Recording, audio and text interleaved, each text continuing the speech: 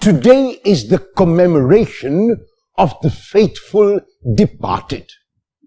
This commemoration used to be known and is still known in some circles as All Souls Day. The word soul is a Greek concept and not a Jewish term. No one has really defined soul. The Greek word psyche, which can mean the inner person, sometimes the heart, sometimes what goes on within the mind, are all translations of soul. However, for the Jew, the human person was not a soul imprisoned in a body like for the Greeks, but for the Jew and therefore for Jesus, the human person was one composite whole. And that is why when the human person died, the entire person died. For the Greeks, however, the body was disparaged, and that's why you could kill the body, because then the soul would go to God. But the Jew had no concept of the soul. The Jew had only the concept of the human person as one composite whole. And that is why when Jesus goes to Gethsemane before his arrest, he is frightened and terrified. And that is why when Jesus goes to pray in Gethsemane in the Gospel of Luke chapter 22 verses 44, Luke will tell us Jesus sweated what seemed like great drops of blood falling to the ground. In other words, Jesus was extremely frightened before his death because he was a Jew and because he understood death as total oblivion. There was no theology of the resurrection at the time of Jesus. At the time of Jesus, there was only the understanding that there could be a rising from the dead, not of all, but only of the righteous. But what rising from the dead meant, no one really had defined. It was Jesus who rose first from the dead, who explained to everyone the meaning of the resurrection. And that is why in the creed which we recite, whether the Apostles' Creed or the Nicene Creed, we do not speak about the resurrection of the soul. We speak about the resurrection of the body. Because Jesus rose bodily from the dead and is now seated at the right hand of the Father. The commemoration of the faithful departed, therefore, after the resurrection of Jesus, is saying to us that for us as believers in Jesus, for us as Christians, life is only changed in death, not ended.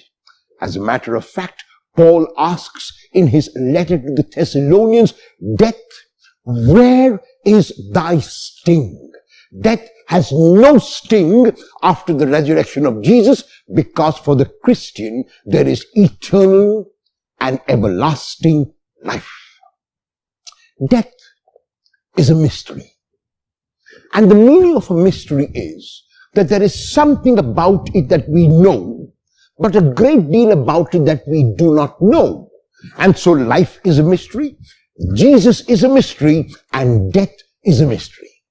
What we can know about death is that because we are all mortal and made of flesh and bones, every one of us has to die someday. We can also tell after a person has died through a post-mortem how a person may have died. But what we can never know about death, what will always remain a mystery, is why a person must die at a particular moment in that person's life. Why my Father? Why now? Could not my God have let my father live for another few years on this earth? Could God had not left my child live till he became a youth and an adult? Could not God let my husband live until we are more soundly on our feet? Could not God make my wife live until my children became older?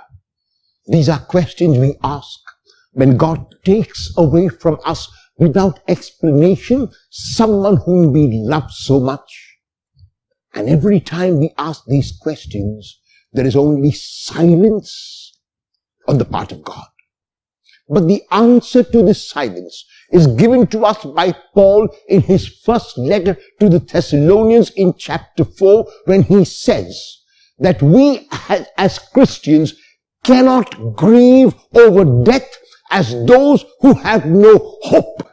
Our hope is in the resurrection of the Lord. Our hope is in the risen Christ. Our hope is in the Christ who lives with the Father. And so, our ancestors, and so our forefathers, and so the members of our family, and so our loved ones, whether husband or wife, or children or parents, or relatives or friends, are all alive with God.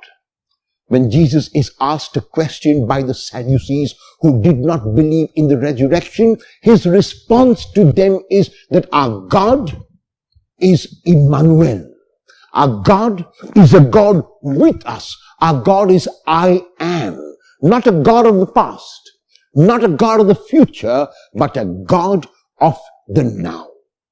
The 14th century poet John Donne summarizes what death has to be for the Christian and what new life must be in his poem, Death Be Not Proud.